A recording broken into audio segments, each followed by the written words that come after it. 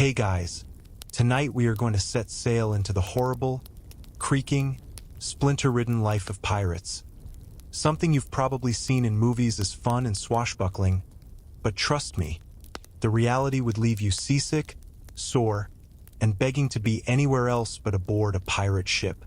The lanterns barely flicker against the dark sea spray, the planks beneath your feet groan with every wave, and there's a smell in the air that you can't quite place. Half-rotten fish, half-human sweat, with a hint of despair. You probably won't survive this journey, but at least you'll fall asleep before the hangman gets you. So, before you get comfortable, take a moment to like the video and subscribe, but only if you genuinely enjoy what I do here. And if you want, post your location and local time in the comments. It's always fun to see where in the world everyone is listening from. Now, dim the lights. Maybe turn on a fan for that soft background hum. And let's ease into tonight's journey together. You step onto the deck of a pirate ship for the very first time. The gangplank is wobbly, the ropes are frayed, and the man who welcomes you aboard is missing more teeth than he has left. He gives you a grin that's more terrifying than friendly, and immediately you're handed a bucket and told to swab the deck. No ceremony, no grand speech, you're just another body to keep the ship moving. And the smell? Oh, it hits you like a wall. Centuries of tar, spilled rum, damp wood, and the collective sweat of 50 unwashed men create an aroma so strong you could probably bottle it and sell it as eau de misery. One mainstream historical fact to steady the ship here. Most pirates weren't lifelong rogues, but rather former sailors, privateers, or even fishermen who had been pressed into the life by poverty, war, or sheer bad luck. You're probably here because you couldn't find work in port, and suddenly the idea of free food and a share of treasure sounded better than starving on land. Congratulations, you're now crew. The noise is constant. Wooden beams creak, ropes snap against masts, and above it all, the gulls shriek as if mocking your decision to be here. Down below, men are shouting in dialects you barely understand, and one poor soul is already vomiting over the side because seasickness doesn't wait for you to adjust. You might think you'll adapt, but the rolling waves are merciless. Your stomach keeps doing cartwheels, and the salty spray just makes it worse. Fun fact, pirates often brought musicians aboard, fiddlers or drummers, not for morale so much as to keep rhythm during work. Imagine trying to haul a rope in time with a cheery jig while your insides feel like they're on a carnival ride. Now, here's a quirky tidbit that might amuse you. Pirates occasionally used nicknames not just for camaraderie, but because multiple men often had the same first name. So instead of John, you might end up being called Squinty or Goosefoot or Ratsleeve.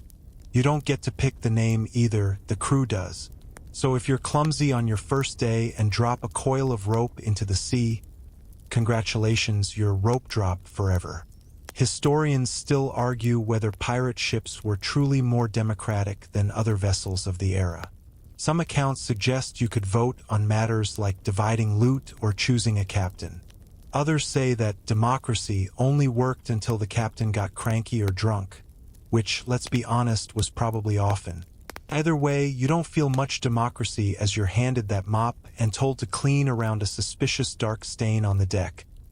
Best not to ask whether it's wine or blood. And then there's the constant wetness. No matter how bright the sun, the sea finds a way to seep into everything. Your clothes, your shoes, even your bedding. You try to find a dry spot to sit, but the boards are slick with salt, and your trousers are soaked in minutes. Welcome to the new reality of perpetual dampness.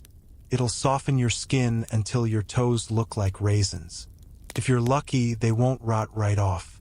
You also notice right away the uneven distribution of possessions. Some of the older crew have trinkets. A silver spoon, a string of beads, a dagger with a jeweled hilt. You've got your bucket and maybe a rag. Pirates were technically supposed to share everything equally, but in practice, whoever had the sharpest blade or the loudest voice often got the bigger piece of the pie. The first lesson you learn is to keep your head down and your mouth shut. You don't want to be noticed unless it's for something good, and there aren't many good things on a pirate ship. As the sun sets, you think maybe the night will bring calm. Instead, the ship feels even more alive, groaning and rocking as if it resents your weight. Torches flicker, shadows stretch across the deck, and in the gloom you can hear laughter that's more like a growl than a giggle. Someone is playing dice. Someone else is sharpening a blade. And someone, you're pretty sure, is arguing loudly with himself. Sleep? Not tonight. By the time the ship finally crests a wave and steadies, you've already realized something important. You don't belong here. Every face looks weathered, scarred, half mad. Every voice is louder than necessary, every gesture bigger. Like they're all actors in a drama where you've been cast as expendable background character. You know in your gut you won't survive this world, but you're here now, and the sea has a way of swallowing quitters whole. You wake up scratching, which is funny, because you don't remember falling asleep. Your hammock swayed, your head spun, and eventually exhaustion must have taken you. Now, your skin is crawling like it's been colonized. And it has by lice. They've set up shop in your hair, in your clothes, and probably in your neighbor's hammock too. No one bothers to get rid of them because there's no real way to win. Comb through with a knife if you want, but tomorrow they'll be back. And fleas? They're practically part of the crew. You could name them if you like. Call it your little side project. The ship is hot when the sun beats down, and cold when the wind cuts through, but mostly it's damp and sticky. Your shirt never dries. Sweat mixes with salt water until your skin feels coated in a thin film of misery. Bathing is rare, unless you count being accidentally dunked overboard in a storm. But you don't really want to fall overboard, do you? The sharks wait patiently, and the crew isn't exactly known for rescue operations. A mainstream historical fact for you: pirates, like most sailors of the 17th and 18th centuries, lived with the constant threat of scurvy. No fresh fruit, no vitamin C, and your gums would eventually swell, bleed, and loosen your teeth until they fell out. Some captains knew to stock citrus when possible, but not all. So if your mouth feels tender, don't panic. It's just the slow march of your teeth preparing for their grand escape. And then there's the food storage problem. Rats love ships. They live in the grain sacks, they run across your hammock at night, and sometimes, when things get really bad, they're roasted and eaten. You'd think you'd be horrified, but after weeks of moldy biscuits, a rat on a stick doesn't sound that terrible. Quirky tidbit here. Some pirates actually tried to keep cats aboard, not for companionship, but as pest control. Of course, if the cats died or jumped ship, the rats reclaimed their kingdom instantly. So, you might end up cuddling a rat whether you want to or not. Now let's talk about the water, or rather, the horror masquerading as water. The barrels are filled back at port, but by the time you're at sea for a few weeks, the liquid inside is a brownish sludge with floating surprises. You drink it anyway because thirst doesn't care about color. To make it more palatable, pirates often mixed it with beer or rum, which means half the crew spends their days slightly tipsy, which is fine until they have to climb the rigging. Historians still argue whether constant mild drunkenness made pirates better sailors. More fearless, maybe, or just more accident-prone. You'll probably decide it's the latter the first time someone falls past you with a loud thunk. Diseases thrive in this stew of humanity. Dysentery, typhus, and fevers spread faster than gossip in a tavern. A single cough in the bunkhouse might as well be a death sentence. And you don't have medicine. You've got maybe a poultice of herbs, a prayer, and a blanket that hasn't been washed since the last unlucky soul died under it. Lovely. And oh, the smell. It deserves its own paragraph. Imagine 50 men, no soap, damp clothes, and food scraps tossed in corners. Add chamber pots emptied too late and the occasional whiff of gunpowder. Now imagine it never dissipates, because the salty air carries it in circles around the deck. You could invent a whole new candle scent, bouquet of bilge water. 3 jokes in, and we're only halfway through the day. Your skin itches, your stomach churns, and your teeth ache. That's just baseline pirate life. And still, some men sing, strumming fiddles or banging on barrels as makeshift drums. You watch them and wonder how they can smile through the grime. Maybe that's the trick. Pretend you're having fun until you almost believe it. Or maybe it's the rum. You glance at your shipmates. Their faces are pockmarked, scarred, weathered like driftwood. Many are missing teeth. A few have odd discolorations on their skin, probably from the sun, maybe from worse.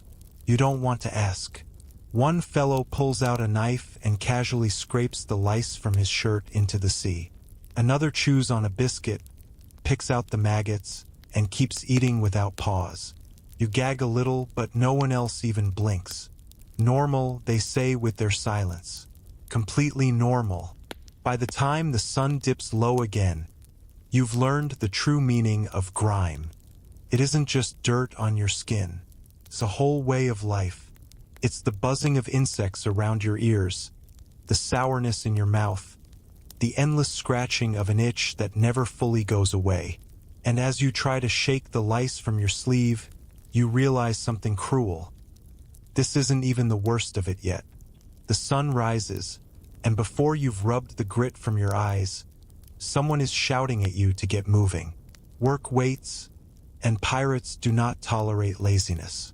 The ship is alive with tasks, and you, the newest recruit, are about to discover what real labor feels like on the high seas. Forget your soft landlubber hands. By the end of this week, your palms will look like boiled leather.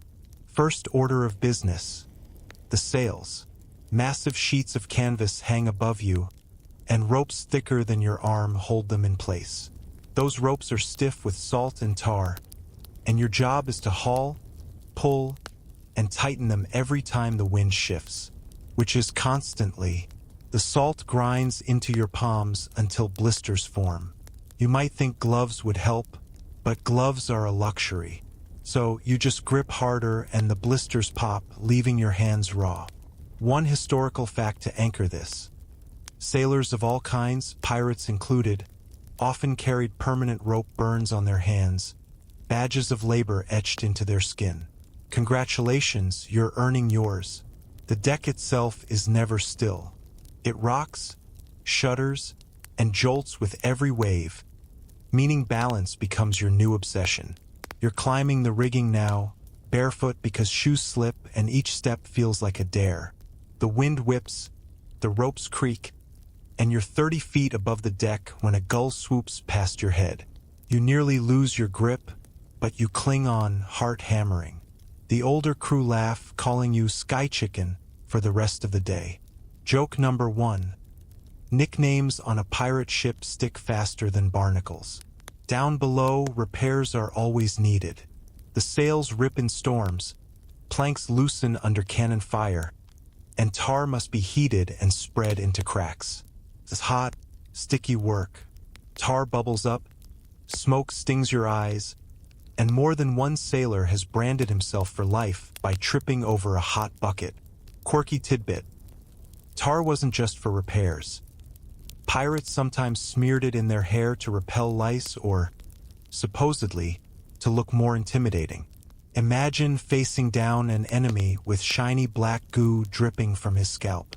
Terrifying or just ridiculous? You decide. And then there's the constant swabbing of decks. You thought that was just a stereotype, but here you are, brush in hand, scrubbing planks that will be filthy again in 10 minutes. Why bother? Because a clean deck is less slippery in combat, and because the captain says so. Pirates weren't known for their neatness, but even they knew that too much filth underfoot leads to accidents. And accidents mean lost manpower. The labor never ends. You're pumping water from the bilge, filthy liquid that seeps into the bottom of the ship. You're dragging barrels across the deck, muscles screaming. You're patching holes, carrying gunpowder, cleaning weapons, and being shouted at every step of the way. Sleep is short, chores are long, and you begin to wonder if the treasure at the end of this nightmare could ever be worth it. Spoiler, it won't be. Historians still argue whether pirate ships had shorter or longer workdays than naval vessels. Some say pirates worked less, since they weren't bound to strict naval codes. Others insist the labor was just as brutal, only disguised with a little rum and music. Either way, your back aches all the same. The constant movement wears you down. Your muscles cramp, your skin stings with salt, and your clothes rub sores into your shoulders. You smell like sweat, tar, and seawater. A perfume so pungent even the gulls seem to laugh at you. Joke number 2. If Eau de Misery was the candle of Section 1, you've now upgraded to Cologne of Catastrophe. And then come the cannons. Heavy, iron monsters that need to be cleaned, loaded, and secured constantly. They're not fired every day, but they must always be ready. You and a partner heave a ball into one, and the weight alone makes your spine groan. Pirates lived or died by their cannons, so even the newest hands had to know the drill. Loading, swabbing, ramming. It's a routine that becomes muscle memory, even if you pray you'll never need it in battle. At the end of the day, you collapse in your hammock, hands torn, shoulders bruised, legs trembling. Around you, the others joke, sing, gamble, and drink. They've grown hard to the work. You're still soft. Joke number 3. You thought all hands on deck was just an expression. Turns out it literally means everyone. Yes, even you, rope drop the sky chicken, must drag themselves out of bed when the captain yells. So you drift into a fitful sleep, your body humming with aches. And you realize something new. This ship is your prison, and labor is your sentence. Treasure or no treasure, you'll pay every day with sweat and skin. You thought exhaustion would knock you out cold, but the ship has other ideas. Sleep, it turns out, is not something pirates ever truly enjoy. You finally understand why the older men look like they've lived 3 lifetimes, because half their years have been stolen by restless nights in swinging hammocks. The hammock they gave you is barely wide enough to hold your body. You climb in, trying not to tip over, but every sway of the ship multiplies the motion. You rock forward, back, side to side, until your stomach starts to churn. The first night, you almost tumble out onto the planks below, landing nose first in someone else's boots. They smell like wet leather and onions. Not a pleasant lullaby. Noise fills the dark. Men snore like wild animals, deep and guttural. One whistles through a missing tooth. Another wheezes like a broken accordion. Someone nearby talks in his sleep, muttering about treasure maps and old sweethearts back in port. And then there's the sound of rats, scurrying overhead and underfoot, bold enough to nibble the crumbs you forgot in your pocket. Joke number 1. If you want a pet, congratulations, you've got 50, and they're all rats. The air below deck is thick, humid, and heavy. Candles burn low, filling the room with smoke. Every breath tastes of tar, sweat, and damp cloth. You wake coughing more than once, certain you're inhaling enough soot to line your lungs like the inside of a chimney. When storms hit, sleep becomes a circus. The ship lurches, your hammock sways wildly, and you cling on like a terrified cocoon. Water drips through the seams, splattering your face. Lightning cracks outside, thunder booms, and the hull groans as though it might split apart. You try to shut your eyes, but the noise is relentless. Every creak sounds like doom. Here's a solid historical fact. Sailors, including pirates, rarely slept for more than 4 consecutive hours. Watches rotated, so the crew was always divided into shifts. You might crawl into your hammock just as your neighbor gets up to relieve you, which means constant movement, constant footsteps, constant reminders that you never really rest. Quirky tidbit: Some pirates used personal charms or lucky trinkets to help them sleep. A seashell under the hammock, a coin under the tongue, not recommended. Or even a piece of driftwood tied to the rigging above. You don't know if it worked, but superstition at sea was stronger than reason. You might start your own ritual soon, maybe clutching your one dry sock for comfort. Historians still argue whether hammocks were healthier than wooden bunks. On one hand, hammocks rocked with the motion of the ship, sparing sailors from being thrown across the room. On the other, hammocks trapped body heat and lice alike. You don't care about the scholarly debate at 3 in the morning when you're still wide awake, swaying in rhythm with 50 other miserable bodies. And then there's the watch bell. Just when your eyelids finally droop, a clang rings out, echoing through the hold. You're called to duty, hauling ropes, checking sails, manning the deck. Even in the dead of night, your body protests, your brain fogs, but you stumble into the dark anyway. Stars glitter above, the sea roars below, and you wonder how many nights you'll survive like this before collapsing. Sleep deprivation plays tricks on your mind. Shapes loom in the shadows. You swear you see a face in the waves. Someone claims to have heard singing from the sea. A siren, they whisper, ready to drag you down. Whether it's imagination or madness, you don't know. Joke number 2. Maybe the siren song is just your hammock squeaking again. Not quite as romantic. The older sailors grin at your fatigue. They've lived through it, hardened by years of sleepless nights. You, though, stumble, nod off on the job, and earn a cuff to the head from a crewmate. "Stay awake," he growls, "or you'll wake up in the water." You believe him. By the time dawn breaks, you've stolen maybe 2 hours of restless half-sleep.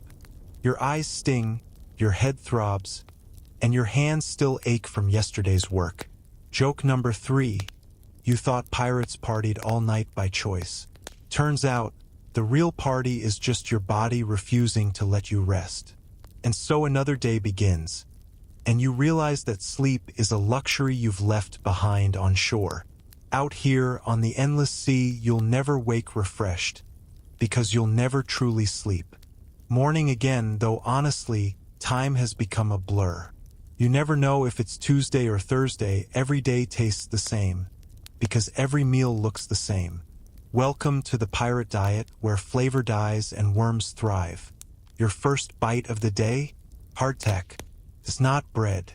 It's not even close. It's a slab of baked flour and water so tough you need to soak it in your drink just to dent it. The fun surprise? Worms and weevils love it. You squint at the little black specks crawling inside and wonder if you should pick them out or eat around them. The older sailors laugh and tell you not to bother. Protein, they say with a wink. Joke number 1. Your breakfast is basically extra crunchy. The meat isn't better. Salt pork and beef packed in barrels is your main dish. After months at sea, the meat turns slimy, sour, and nearly inedible. You chew, gag, and swallow anyway because hunger doesn't give you a choice. Occasionally, you get fish, but only if someone's lucky with a line. And those fish are often eaten raw, bones and all, because fire aboard ship is dangerous. Water, as you already know, tastes like swamp juice. Rum is safer, though it numbs your brain and loosens tempers. Beer goes sour fast, but you drink it anyway. One historical fact: pirates sometimes diluted rum with water to create grog, making the foul liquid last longer. It didn't taste great, but it kept the crew hydrated enough to keep working. Hydrated-ish, anyway. You notice the absence of fresh food. No vegetables, no fruit. Your gums are already tender, and you dread what that means. Scurvy lurks like a slow curse, waiting to hollow you out. Pirates knew about it, but they didn't always have the means to prevent it. Citrus wasn't always available, and when it was, it spoiled quickly. So you chew your biscuit and hope your teeth stay put a little longer. Here's a quirky tidbit. Some pirates tried unusual methods to preserve food. like pickling turtle meat or drying out tropical fruits. Others swore by odd concoctions, like mixing vinegar with stale beer to freshen it. Spoiler, it didn't. Imagine sipping vinegary sludge and convincing yourself it's a health drink. That's your wellness routine now. Historians still argue whether pirate rations were truly worse than those of naval crews. Some accounts suggest pirates actually ate better because they could raid merchant ships for supplies. Others insist their spoils ran out quickly, leaving them gnawing on the same wormy biscuits as everyone else. From your perspective, both sides sound equally terrible. Meal times aren't quiet affairs either. The crew crowds together, gnashing teeth, laughing loudly, and trading insults. Someone flicks a worm at you as a joke. Another waves a knife and claims it's extra seasoning. You're too tired to argue, so you just chew faster and try not to think about it. Joke number 2. Forget 5-star dining. This is no-star dining, chef special, despair. Then come the long stretches with almost nothing. Storms can destroy supplies. Raids can fail. When the ship runs short, rations shrink. You get half a biscuit, maybe a ladle of thin stew. Hunger gnaws at your belly until even the idea of roasted rat starts to sound tempting. And trust me, roasted rat is absolutely on the menu. The captain eats slightly better, of course. His meat looks fresher, his cup fuller. Officially, shares are meant to be equal. In reality, authority has its perks. You glance at his plate, then back at yours, and wonder why anyone still believes in pirate equality. By the time night falls, you're bloated with salt, parched from brine, and craving anything green. Your body aches for vitamins it will never get, and you imagine an apple as though it's a priceless gem. Joke number 3. You'd trade all the treasure on this ship for a salad. So you lick the crumbs from your fingers, push the barrel lid back in place, and try to forget the worms. Tomorrow's meal will be exactly the same. Your stomach still churns from last night's wormy biscuit when a crewmate yells for you to haul a wounded man below deck.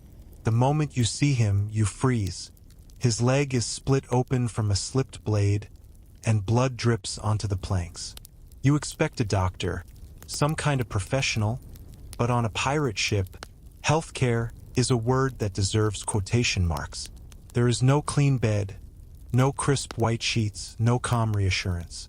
Instead, there's a wooden table sticky with old stains, a set of rusty tools, and a man they call Bones, who isn't really a surgeon but once worked as a barber. That's apparently qualification enough. Joke number 1. If you can trim a beard, you can saw off a limb. The patient is handed a bottle of rum, told to drink fast, and then clamped down by 2 sailors. Bones grabs a saw, mutters something about quick work, and gets started. You look away, but the sound stays with you, the rasp of metal cutting through bone. The man screams once, then passes out cold. When it's done, a hot iron is pressed to the stump to stop the bleeding. The smell of seared flesh fills the air. Dinner will never taste the same again. Here's a hard fact. Amputations at sea were common, and survival rates were shockingly low.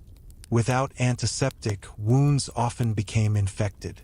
Pirates didn't have antibiotics, so fevers killed as many men as swords did. You realize quickly that an injury on this ship might as well be a death sentence. Quirky tidbit.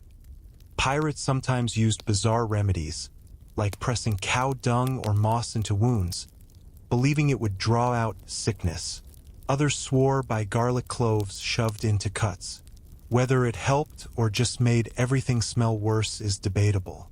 You hope never to find out. Historians still argue whether pirates had better or worse medical care than official navies. Some claim pirate crews pooled resources to hire skilled surgeons. Others say most ships just made do with anyone who owned a sharp knife and a strong stomach. Judging from Bones' methods, you'd put your money on the second theory. Illness spreads quickly here. Dysentery has men groaning in corners, buckets at their sides. Fever burns through the hammocks, leaving bodies shaking and sweating. Toothaches swell into abscesses so painful men beg for their teeth to be yanked out. And you thought scurvy was bad. Wait until you see blackened gums and open sores. Superstition doesn't help much either, though everyone tries. One sailor insists tying a chicken bone around your neck prevents plague. Another rubs fish oil into his skin, convinced it keeps disease away. You might laugh, but you also notice something. Many of the crew live longer than expected. Maybe madness is its own medicine. Rum is the cure-all. Headache? Rum. Broken finger? Rum. Heartbreak? Double rum. The barrel is both doctor and coffin, soothing pain while quietly killing livers. You try to sip, but the burn in your throat makes you cough. The others chuckle. You'll learn. And then there are the scars. Every man on board has them. Burns, cuts, missing fingers, puckered wounds where bullets grazed. They wear them like badges of honor, laughing about them in the lamplight. But you see the truth. Behind every grin is the memory of agony. Joke number 2. The pirate healthcare motto should really be walk it off. Unless you can't walk, then crawl it off. As the night wears on, you curl up in your hammock and scratch at an insect bite that's swelling. Infection creeps fast in this damp air, and you find yourself staring at your hand, wondering if tomorrow bones will decide it looks ripe for cutting. You hug your arm close, willing it to stay attached. Around you, men cough, mutter, moan. The stench of sickness blends with the smell of tar. You close your eyes, but the image of that saw flashes every time your mind drifts. Sleep won't come easy tonight. Joke number 3. Maybe insomnia is actually the healthiest thing you've got going on. And so you drift in half-waking dread, realizing that the real horror of pirate life isn't the fighting or the storms. It's the quiet certainty that when your body fails, no one can save you. Morning comes, though you hardly notice. It feels like one endless blur of labor, hunger, and fear. Today, however, you get a lesson in pirate discipline. You might imagine this ship as a free-for-all, with everyone doing whatever they want. Not quite. Pirates did have rules, and those rules were ironclad. Break them, and you'd wish you'd never signed on. The captain gathers the crew on deck. A man is dragged forward, his hands tied. His crime? Stealing from the common chest. Maybe just a coin or two, but on a pirate ship, that's a sacred offense. Treasure was supposed to be shared, and anything less was seen as betrayal. The punishment? A dozen lashes with a knotted rope. You wince as each strike lands, tearing skin. By the end, the man's back is a red mess, and he slumps unconscious. Someone throws water on him to wake him, because fainting is no excuse. Here's the mainstream historical fact. Pirate ships ran on what was called the Articles of Agreement, or Pirate Code. These were written, or sometimes spoken, contracts that all members signed or swore to follow. They outlined how loot would be divided, how injuries were compensated, and what behaviors were forbidden. Far from lawless, pirates clung to structure, because without it, chaos would sink the ship faster than cannon fire. The rules covered everything. No gambling with dice on some ships, no fighting without permission, no sneaking off with extra rum. If you lost a limb in battle, you might be compensated with extra treasure. If you disobeyed orders, you could be whipped, fined, or worse. Quirky tidbit. Some pirate crews banned bringing women aboard entirely, believing it led to quarrels. Of course, others ignored that rule completely, and the results were usually exactly what you'd expect: trouble. Historians still argue whether these codes made pirate ships more democratic or more tyrannical. Some captains allowed votes on big decisions, even choosing who would lead. Others ruled with fear and steel, punishing anyone who dared challenge them. Your own captain? He smiles with too many teeth missing. and you can't tell if he's a benevolent leader or just waiting for an excuse to throw someone overboard. Speaking of which, marooning is another punishment you quickly learn about. Break the wrong rule, and you might find yourself dumped on a deserted island with nothing but a bottle of water and a pistol. One shot for mercy if you can't take it, the crew whispers. It's less punishment, more slow-motion execution. The crew themselves act like police. They watch one another constantly, quick to point out a stolen biscuit or a broken agreement. You realize soon that trust is thin here. Everyone laughs together, sings together, but beneath it is suspicion. You feel eyes on you as you chew your ration. Better not look like you've got more than your share. Joke number 1.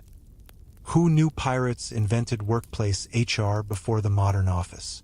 Only here, the complaint department is a plank. Punishments aren't always bloody. Sometimes they're humiliating. A man caught lying might be forced to scrub decks on his knees for days. Another might have his head shaved into ridiculous patterns, mocked by all. The laughter cuts deeper than any lash, though at least the scalp grows back eventually. Still, there's a strange fairness in the code. Loot really is divided more equally here than on Navy ships, where officers hoarded the lion's share. If a man is injured, he gets compensation. If a man fights bravely, he gets recognition. That sense of we're all in this together is the only glue holding this floating madhouse. But break the code, and no one defends you. You saw it this morning. The way the crew turned their backs as the lashes fell, each man silently reminding himself, better him than me. Joke number 2. If you wanted team-building exercises, congratulations.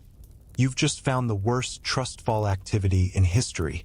By nightfall, the memory of the whipping still hangs in the air.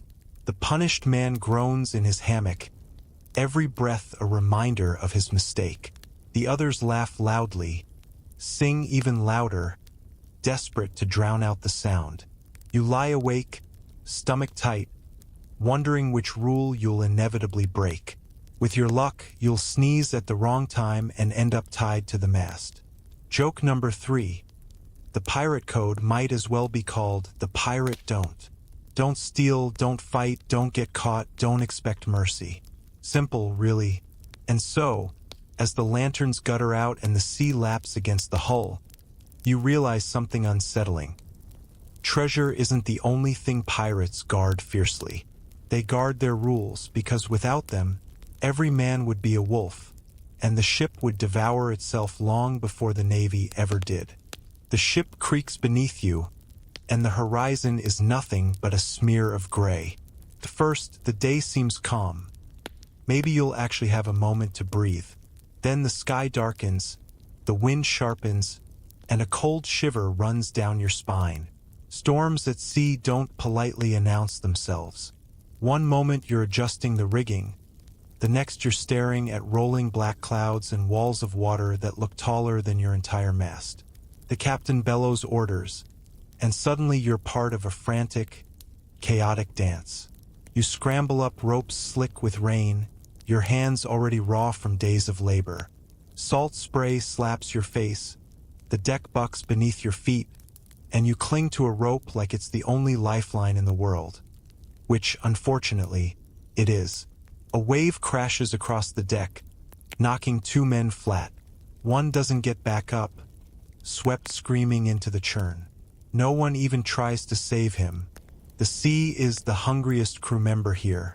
Mainstream fact: storms were among the most dangerous threats to pirate ships, more so than enemy cannons. Wooden vessels of the 17th and 18th centuries weren't built with modern weather forecasting in mind.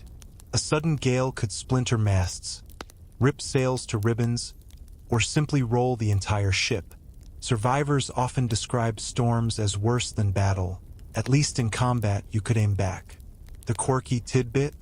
Some sailors swore by bizarre superstitions to survive storms. Whistling, for example, was believed to whistle up the wind. Bad idea in a storm, Anyone caught whistling might be smacked silent before the wind answered with something far stronger than you wanted. Others nailed horseshoes to masts for good luck, or, oddly, believed that naked men climbing the rigging could calm the seas. You'd love to see someone test that theory right now, though with the icy rain, it wouldn't be pleasant for anyone involved. Historians still argue whether pirates had sturdier ships than naval vessels or if their reputation for daring meant they simply pushed their luck more often. Some suggest pirate ships were better maintained because the crew relied so completely on them, while others think the opposite, that constant plundering and fleeing left them dangerously patched together. Either way, you're clinging to wood and rope, praying it all holds just a little longer. The storm howls through the rigging like a banshee. Lightning forks across the sky, illuminating terrified faces. The sails snap violently, threatening to tear loose, and every crack of thunder feels like cannon fire. You're ordered to help bail water from the hull, so you grab a bucket and join the line, sloshing freezing seawater back into the ocean in a desperate attempt to keep the ship afloat. Joke number 1. It's basically the world's least fun water park ride, and you didn't even bring a swimsuit. The hours drag, though time feels slippery, almost meaningless in the chaos. Your arms ache, your legs tremble, and still the waves smash into you like battering rams. At some point, a mast cracks. The sound is sickening, like a bone snapping, and you watch in horror as a chunk of wood the size of a tree trunk topples into the water. Miraculously, the ship doesn't break apart completely, though it groans like a wounded animal. By midnight, or what you guess is midnight, the worst passes. The rain lightens, the wind dies, and the sea calms into an eerie stillness. You collapse onto the deck, drenched, shivering, and half-deaf from the roar. Around you, men slump against barrels, too exhausted even to curse. One mutters that the storm stole half his rum ration, which feels like the cruelest punishment of all. Joke number 2. The ship didn't sink, but your dignity did. Your hammock smells like seawater, fear, and something you'd rather not identify. The storm leaves scars. The sails are shredded, ropes frayed, and the hull groans with every swell. Repairs begin immediately, because if another storm comes before you're ready, you won't stand a chance. Men climb aloft with hammers and nails, balancing on splintered beams like acrobats, all while the ocean still rocks beneath them. And you get to scrub debris from the deck, trying not to think about the man who went overboard. There's no ceremony for him, no eulogy. The sea claims what it wants, and pirates can't spare the luxury of mourning. You silently promise yourself not to look too long at the horizon. It has teeth, and today it almost swallowed you whole. Joke number 3. Next time someone complains about a bumpy airplane ride, just remember, you were basically shaken like a dice cup in the middle of the Atlantic. As the sun rises, pale and weak, the ship limps forward. You're still alive, but the lesson is clear. Even before rival crews or the Navy get to you, the sea itself is your deadliest enemy. You thought the pirate code was cruel yesterday? The ocean just wrote its own, and the first rule is simple: you don't matter. The storm has barely faded from memory when a new fear begins to gnaw at your gut. You hear whispers among the crew, a low muttering passed like bad news over bowls of wormy biscuits. A naval patrol is near. The very words send a ripple of unease through the men. Unlike merchant ships, naval vessels don't flee. They hunt. They're built heavier, with more guns, and staffed by men who dream of promotions earned by dragging pirates in chains back to port. Your captain, who so often appears larger than life, suddenly looks very small as he peers through his spyglass. Off in the hazy distance, a silhouette lurks against the horizon. Its sails neat, its lines clean. It looks official. That's never a good sign. You're ordered to prepare for pursuit, which mostly involves making sure the cannons are primed, the powder is dry, and your fear is thoroughly ignored. Mainstream fact: by the early 18th century, many nations established organized anti-piracy campaigns. The Royal Navy, in particular, aggressively patrolled the Caribbean and the Atlantic trade routes. To pirates, this meant any day at sea could turn into a deadly cat-and-mouse chase with men who had far more resources and no reason to fight fair. The quirky tidbit: pirates often tried to avoid actual combat with navies by flying false flags. One moment they'd be innocent Dutch traders. The next they'd unfurl the Jolly Roger when escape seemed possible. Some even carried a small library of flags to impersonate any nation they fancied. Of course, you're not feeling too convinced by a bit of cloth when the other ship has twice your cannons. Historians still argue whether pirates truly stood a chance against naval ships or if most of the legendary battles were rare, desperate exceptions. Some accounts suggest that naval commanders exaggerated pirate strength to make their victories seem more heroic, while others insist that pirates, despite their ragtag appearance, often outmaneuvered professional crews with daring and reckless tactics. Back on your ship, the air grows tense. The lookout cries that the vessel is closing in. Orders are barked. Some men are told to swab the deck and make things look merchant-like, while others crouch by cannons, hands trembling. You're handed a cutlass so dull it wouldn't slice bread and told to look fierce, right? That'll stop a broadside of iron balls traveling faster than you can blink. The chase begins. The Navy ship unfurls more sails, cutting the water with alarming speed. Your vessel creaks and groans as it leans hard with the wind, every inch of canvas strained to catch the breeze. You can feel the deck shudder beneath your boots, as though the wood itself knows it's outmatched. Cannons are rolled into position, powder horns uncorked, and men whisper hurried prayers. Then a crack. Not thunder this time, but cannon fire. A booming roar echoes across the waves, and you watch as water explodes in a geyser just off the starboard side. A warning shot. The message is clear. Surrender now or the next ball won't miss. Your captain paces, muttering curses. To fight or flee. If you surrender, you'll likely face trial and a noose. If you fight, you might die here now, torn apart by splinters and shot. The men look to him, and for the first time you see doubt in his eyes. Joke number 1.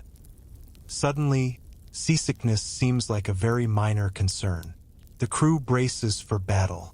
Buckets of water are set out to douse sparks, cannons are lit, and men load muskets with shaky hands.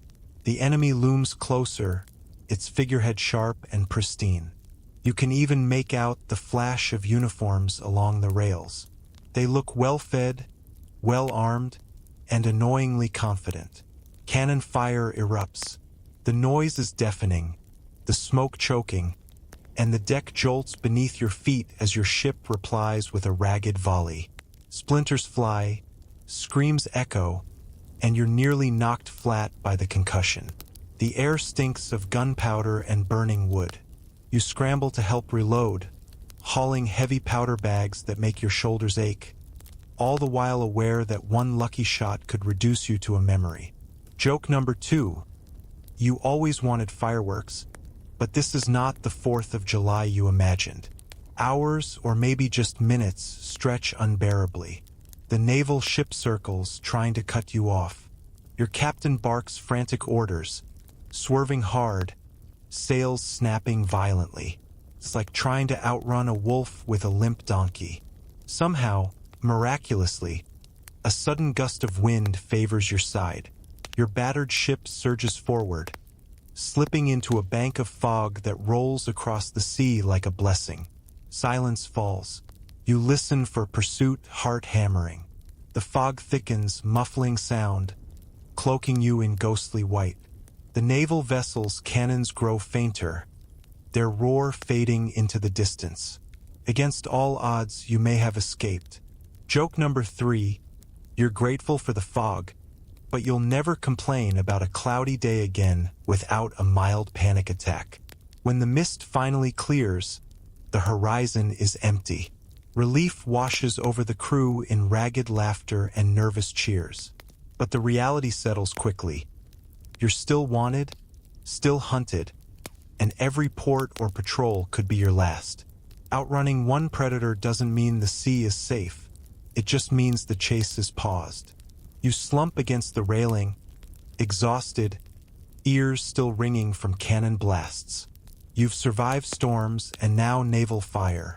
But deep down, you know you've only delayed the inevitable. The chase with the Navy left your ship battered, your nerves frayed, and your hammock swinging like a cradle for a terrified child. But finally, after weeks at sea, someone spots the faint smudge of land on the horizon.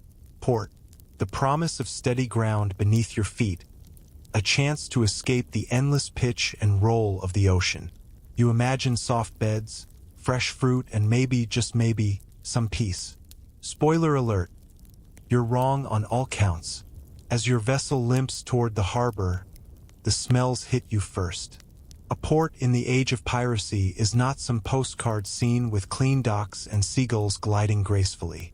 It reeks: fish guts, rotting garbage, human waste, and the acrid smoke of countless fires all stew together into a smell so thick you're convinced you can taste it. Compared to the stench of your own ship, that's saying something. Docking is chaotic. Men shout, ropes are hurled, barrels roll, and gulls scream as if auditioning for an opera no one wants to attend. You stumble onto the pier with legs that feel like rubber, adjusting to land as though it's some foreign invention. The moment you step off, your boots sink into a layer of mud and horse droppings. Welcome to civilization.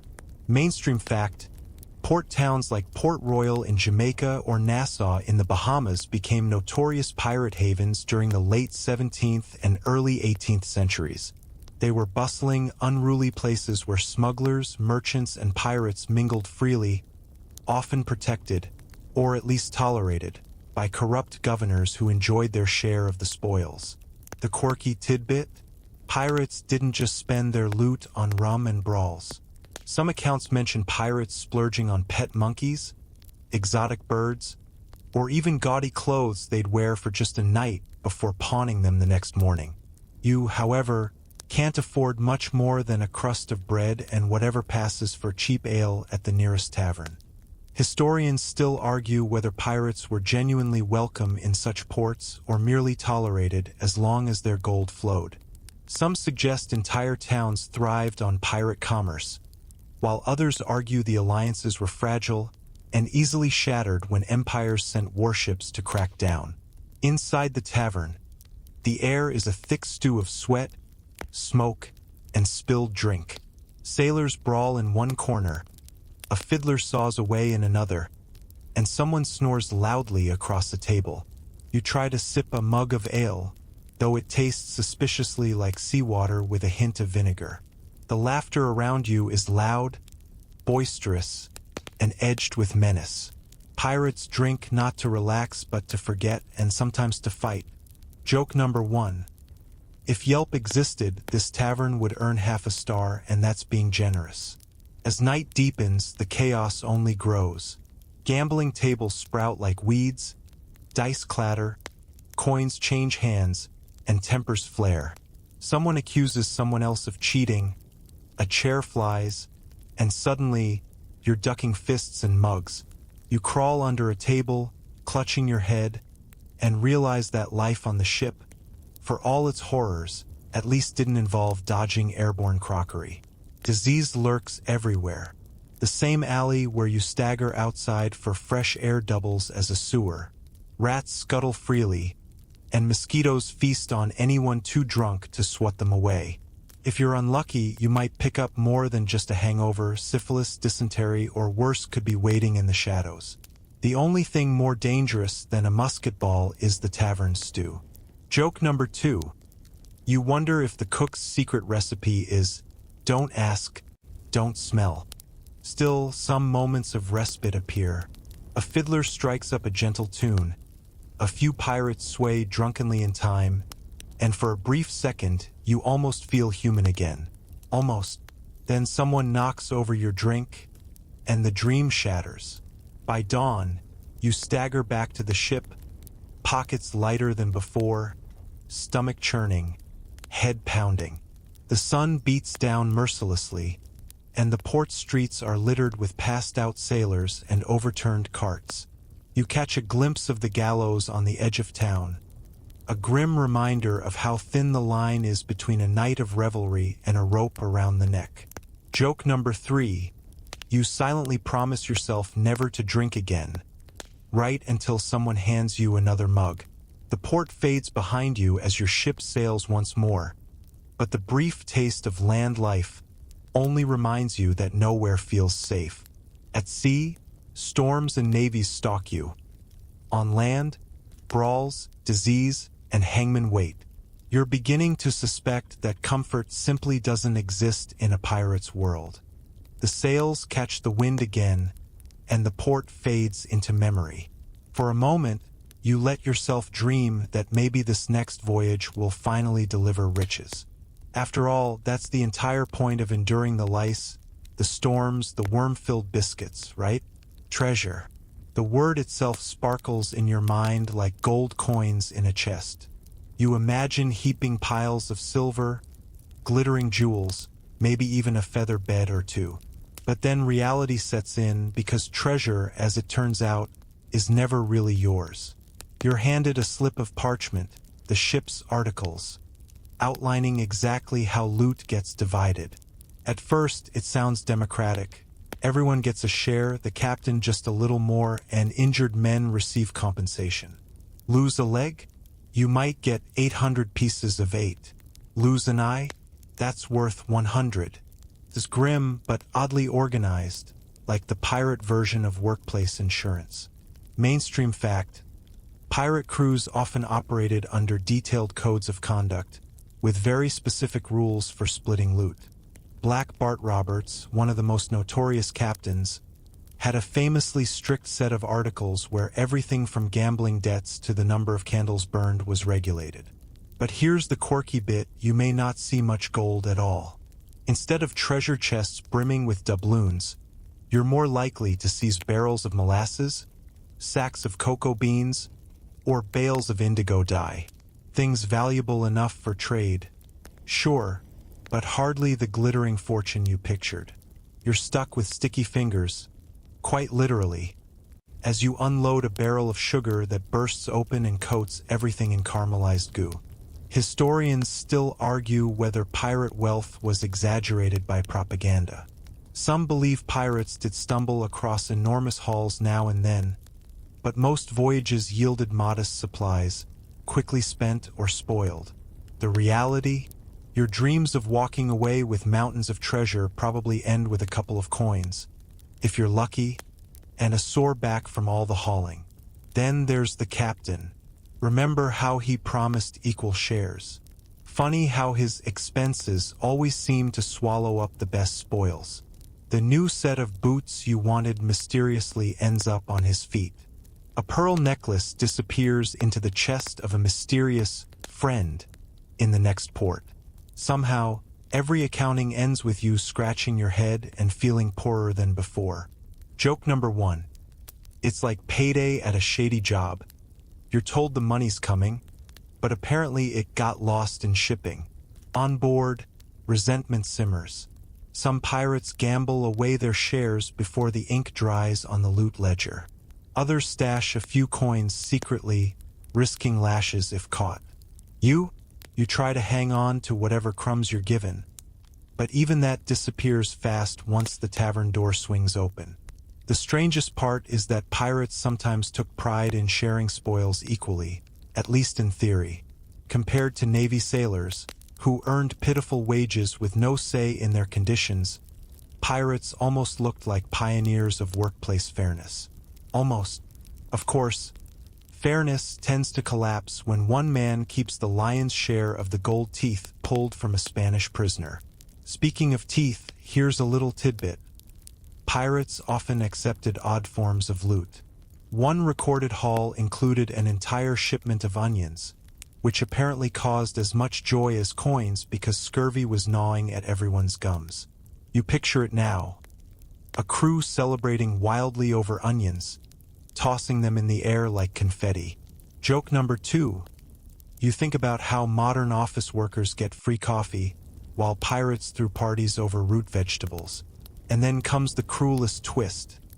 Sometimes there is no treasure at all. After a week of pursuit, cannon fire, and risk of death, the prize ship might carry nothing more than timber, livestock, or, worst of all, ballast stones. Try splitting a cargo of rocks fairly among 150 angry pirates. You start to understand why mutinies were born. As the voyage stretches on, the promise of gold begins to feel like a mirage. You still sweat, still toil, still dodge fists and knives, but your pockets remain stubbornly light. It's as if the universe designed pirate life to be one long cosmic prank. Joke number 3. You could have stayed home broke and bug-ridden, but instead you chose to risk death for the privilege. Nice upgrade. Lying in your hammock, you clutch the few coins you've managed to keep, hidden in a patched sock. You know it won't last. Whether through cheating captains, rigged dice games, or another celebration ashore, your treasure will vanish, leaving you once again with empty hands and the faint smell of onions. And so, you drift into uneasy sleep, wondering why anyone ever called this riches at all. The coins are gone by morning. Maybe you spent them, maybe they were lifted while you slept, or maybe the captain invented another necessary ship repair that required a contribution. Either way, you're broke again, and worse than broke. You're surrounded by men whose tempers are shorter than the ship's rations. Life at sea has taught you that the most dangerous thing isn't a storm, or even the Navy. It's your own crew. There's a reason pirate codes carried such harsh punishments for fighting among shipmates. The threat of violence was constant. A simple quarrel over who drank the last swallow of rum can turn into knives flashing in the moonlight. And when everyone has a cutlass within arm's reach, bedtime feels more like a gamble than a rest. Mainstream fact: mutinies were a very real concern. Pirate democracy, voting on leadership, voting on strategy sounds nice, but captains could be deposed at any moment if the crew lost confidence. Some were marooned on deserted islands, left with nothing but a pistol and a bottle of water. But here's the quirky tidbit. Some pirate ships actually issued fines for snoring. If your thunderous sleep noises kept shipmates awake, you could be docked part of your share. You picture the chaos of trying to settle accounts. You owe 3 coins for keeping Jenkins awake with your nasal cannon last night. You wonder if maybe that's the real reason you always wake up poorer. Historians still argue whether the stereotype of pirates as backstabbing cutthroats is accurate or exaggerated. Some crews truly valued solidarity because survival depended on trust. Others descended into paranoia, where men slept with one eye open and their hand on a knife. The longer you sail, the more you sense betrayal lurking in every shadow. One evening, a shipmate suddenly turns friendly, sharing his ration of ale. You're halfway flattered, halfway suspicious. By dawn, you realize he was softening you up so you wouldn't notice your socks missing. Yes, socks, wool was precious, and apparently your stinking pair counted as treasure. Joke number 1. You didn't think pirates could sink lower than fighting over rum, but here they are, staging sock heists. And then there's mutiny. Whispered conversations in corners, men eyeing the captain's cabin, the restless tapping of fingers on sword hilts. You feel it in the air like static before a storm. Mutiny is dangerous. If it succeeds, maybe conditions improve, maybe you even elect a captain you like. If it fails, you'll be hanged for treason. It's democracy, pirate style, but with higher odds of dying than voting in a school board election. Even without mutiny, petty rivalries erupt. That one guy who cheats at dice, the other who always borrows your spoon. Suddenly you're imagining all the ways you could accidentally bump them off the side of the ship. And you know they're imagining the same about you. Quirky detail. Pirates sometimes solved grudges with duels on deserted beaches, using pistols or swords. It sounds romanticized, but often it was an ugly affair ending with two half-drunk men slashing wildly until both limped back to the ship, bleeding and grumpy. Joke number 2. It's basically the 18th century version of fighting in the parking lot after work, except with sabers and sand crabs. The paranoia eats at you. Each night in your hammock, you listen to the shuffle of feet, wondering if it's just a man on watch or someone creeping closer with a blade. The creak of the timbers becomes a lullaby of dread. You hug your patched blanket tighter, convincing yourself it might deflect a sword. Spoiler, it won't. And yet, despite the danger, you stick around. Because the only thing scarier than betrayal at sea is stepping off into the unknown alone. At least here, you know the rules. Trust cautiously, laugh when you can, and never turn your back on Jenkins.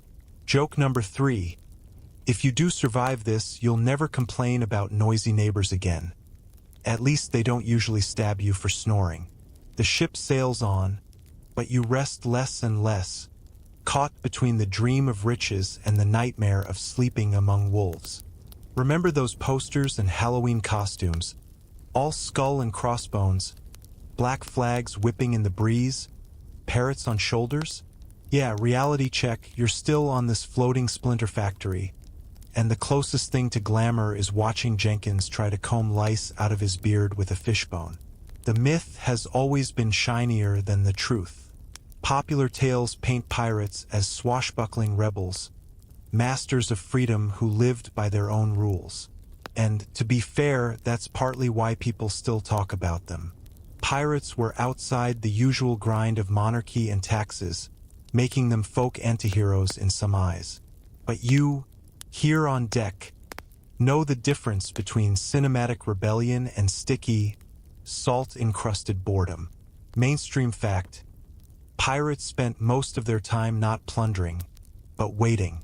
Ships drifted for weeks, sails slack, no targets in sight. Life became endless maintenance, patching sails, scrubbing decks, rationing stale food.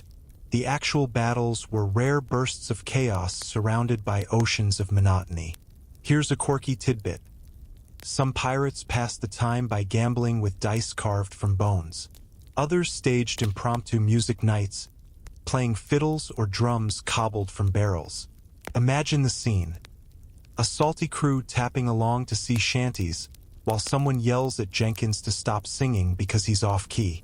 Historians still argue whether the image of pirates burying treasure was ever real or mostly fiction. Sure, Captain Kidd supposedly stashed a chest or two, but most crews spent their loot as fast as they got it.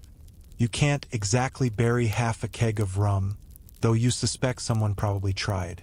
Meanwhile, your actual daily entertainment? Watching the horizon. Hours of squinting at the line between sea and sky, praying for a merchant sail to appear.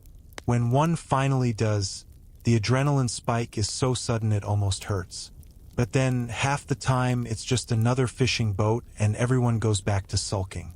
Joke number 1. Imagine hyping yourself up for days only to rob some poor fisherman of his sardines. That's not Pirates of the Caribbean. That's pirates of the discount aisle. Even pirate fashion isn't what movies sold you. Forget glamorous coats with golden trim. Most men wore whatever ragged shirts they hadn't sweated through. Clothes were patched until they resembled quilts. Eye patches? More likely covering infections than dramatic battle scars. And parrots? Exotic pets existed, but mostly it was rats. And they weren't perched jauntily on shoulders, they were gnawing through your socks. Quirky detail. Some pirates actually did pierce their ears, not for style points, but because they believed wearing gold rings could pay for a burial if their body washed ashore. You fiddle with your grimy ear and wonder if you should start the trend, but you're broke and the ship's jewelry shop is permanently closed. Joke number 2. You consider piercing your ear with a fishhook, but decide maybe tetanus isn't the look you're going for. Still, the myth of freedom has its tug. No king breathing down your neck, no landowner demanding rent, no church bells waking you at dawn. There's a raw appeal in answering only to the sea and the ragged mob beside you. But that freedom comes with rope burns, salt sores, and a diet that's 80% stale biscuit. You think back to every tavern tale you heard about pirate life. Riches, songs, adventure. Nobody mentioned the week you'd spend scraping barnacles until your back screamed. Nobody mentioned the smell of 30 unwashed men packed into a damp hold. And absolutely nobody mentioned that one crewman who insists on telling the same story about how he once saw a mermaid. Historians still argue whether pirates were true social outcasts building alternative communities or just criminals looking for easy loot. You, personally, lean toward criminals with very poor planning skills. But the debate makes for good hammock chatter. Joke number 3. If you'd known pirate life was mostly chores and gossip, you would have stayed home and joined a book club. At least there you'd get snacks. The sails creak, the deck sways, and once again you find yourself staring at the horizon, wondering which is worse, the myth you believed or the reality you're stuck living. Either way, you wouldn't survive Hollywood's version or this one. By now, the endless rhythm of the sea has settled into your bones. Every creak of timber, slap of waves against the hull, and whistle of wind through rigging feels like a constant, oppressive heartbeat. You start to notice how even small tasks have become monumental. Tying knots, hoisting sails, scrubbing decks. Your body moves automatically, but your mind drifts, imagining the comforts of land. Soft beds, clean water, vegetables that aren't decades old, and silence that isn't punctuated by the constant groan of the ship. It's also when boredom and paranoia begin to merge. You notice every twitch, every whisper. Men glance at each other suspiciously over half-eaten meals, gloves of powder in hand, eyes bright with both fatigue and calculation. One man catches you staring at him, and for a moment you wonder, is he planning to pinch your ration or your life? Maybe both. Mainstream fact, extended voyages often caused what was called crew malaise, a combination of fatigue, malnutrition, and mental strain that could lead to violence, accidents, or even mutiny.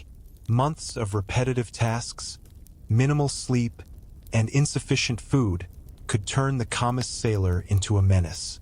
Quirky tidbit: pirates often passed the time with absurd competitions. Who could swab the deck fastest while balancing a bucket on their head? Who could spit the farthest into the sea without missing? You secretly try the first contest and nearly topple into the drink, earning a roar of laughter and a few choice nicknames. Historians still argue whether boredom or battle caused more pirate deaths. Some argue that long stretches without action eroded mental stability more effectively than any naval engagement. Others insist that food, disease, and injury were still deadlier than the monotony. After today, you lean toward boredom. The monotony is punctuated only by rare flashes of chaos. Storms, cannon fire, boarding parties, or the occasional shark circling too close to the hull. You quickly learn to measure time not in days or hours, but in events. Another wave, another whistle of wind, another missed shot at a merchant vessel. Joke number 1. You begin to wonder if the ocean is laughing at you, or maybe that's just the crew singing off-key. Despite the madness, camaraderie forms in the strangest ways. Men share stories, tease each other, and even the occasional lull in duties becomes a moment for quiet laughter. You start to see the twisted appeal of life at sea. The constant danger sharpens everything else, making small joys feel enormous. A hot cup of grog, a shared joke, a lucky catch of fish. These are treasures more valuable than gold in this world. And yet, the reality remains harsh. Every misstep could mean injury, theft, or death. You've seen men fall from masts, drown, or get dragged into the brig for the smallest infraction. And through it all, the captain remains a looming figure, Part protector, part tyrant, part gambler. You know he'll push the crew again and again, testing limits, because survival demands it. Joke number 2. It's like living with a landlord who's also your drill sergeant, your banker, and your worst enemy. Your body aches constantly, cuts sting, muscles burn, and every step is a reminder that you're alive, but barely. The repetitive tasks wear you down, and the constant rocking of the deck has left your balance permanently off. You stumble more than once, and each time the crew laughs instead of helping. Tough love or cruel tradition, you can't tell. Joke number 3.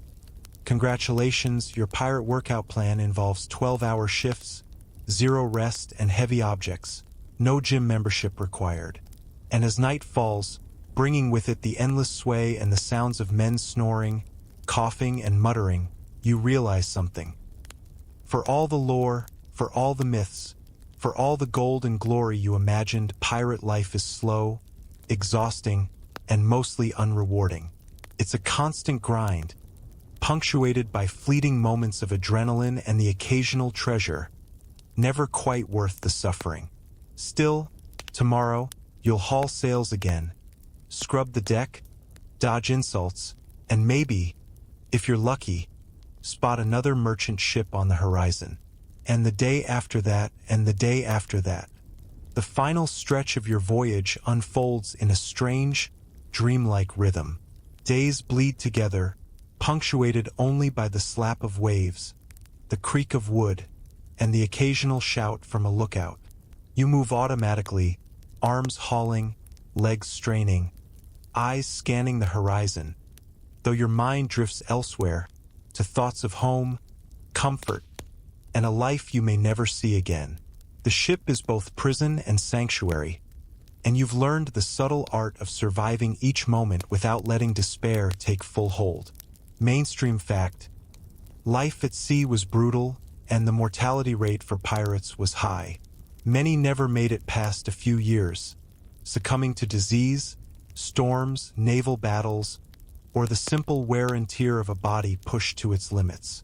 And yet, stories of pirates enduring against all odds captured imaginations for centuries, romanticizing a life that was, in reality, unrelenting work and danger.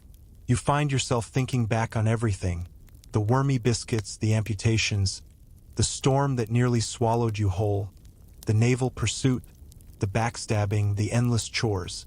Every experience is a stitch in a tapestry that you wouldn't wish on anyone. Yet somehow you are here, still alive. Quirky tidbit: some pirates considered surviving even the smallest misadventures a mark of skill and luck, and they celebrated tiny victories with absurd rituals, like tossing coins into the sea or toasting with half-spoiled rum. Historians still argue whether pirates were purely motivated by greed or if adventure and camaraderie played an equal role. From your perspective, it's a blend of both: self-preservation tangled with the thrill of freedom and the adrenaline of defying rules that feel permanent but often change with the tides. Your body is tired in ways that words barely capture. Every muscle aches, every joint protests. Even your skin feels raw from sun, salt, and wind. You realize that comfort is no longer a concept. It's a memory you clutch like a treasure chest. The nights are long, the hammock never quite level, and sleep is fitful. You close your eyes and hope that tomorrow doesn't involve another storm, another fight, another bout of scurvy. Joke number 1.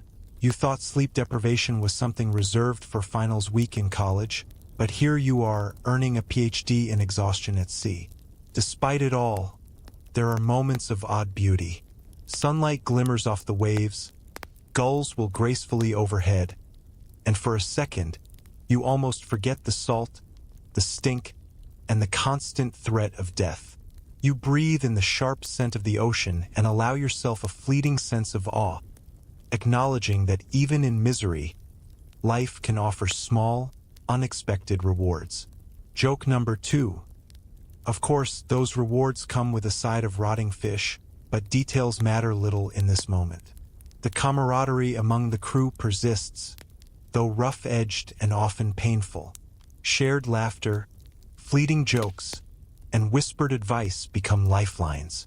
Even the man who stole your sock offers you half a biscuit with a crooked grin, and you realize that survival is as much about alliance as skill. Trust cautiously, but trust, just enough to keep the machine moving. Joke number 3. It's like a dysfunctional family road trip, except the car is a leaky wooden ship, the road is the open ocean, and one uncle keeps trying to steal your shoes. And so, as the final day winds down, you trudge to your hammock, muscles trembling, mind humming, and body craving the comfort of land you may never feel again. You close your eyes, heart heavy with exhaustion and awe, understanding finally that pirate life is not about glory or riches. It's endurance, cunning, and the strange, fleeting moments of levity that make each day worth surviving. You realize softly that you've endured more than you imagined, and that perhaps, just perhaps, you might yet endure another day. The sun dips below the horizon, painting the sky in slow, molten hues. You lie in your hammock, every muscle tingling from the day's work, the salt still crusted on your skin, and the gentle rocking of the ship lulls you towards sleep. The wind whispers softly through the rigging, carrying the distant calls of gulls and the faint scent of the ocean. A reminder that even here, amid chaos, the world persists in a quiet, indifferent rhythm. Your thoughts drift to the crew, gruff, cunning, exhausted men who, like you, have endured storms, hunger, and endless toil.